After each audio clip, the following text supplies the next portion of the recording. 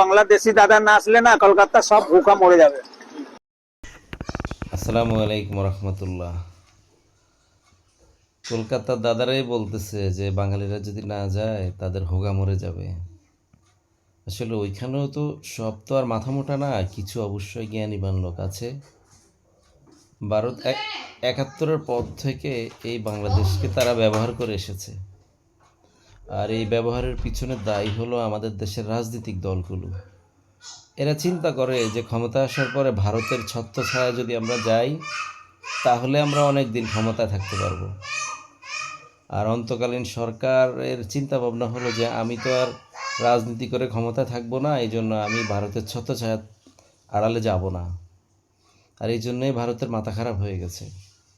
ভারতের এখন সবচাইতে ভারত যেটা চায় সেটা হলো অন্তকালীন সরকার যেন দ্রুত নির্বাচন দিয়ে দেয়। এতে করে একটা দল ক্ষমতায় আসবে, ঠিক ওই দলটা দীর্ঘদিন ক্ষমতায় থাকার জন্য ভারতের পিছন পিছন ঘুরবে। আর অন্তকালীন সরকার আসার পরে ওদের দীর্ঘ এতদিনের যে এই একটা সম্পর্ক ছিল, এই সম্পর্কের মধ্যে মরিচা পড়েছে।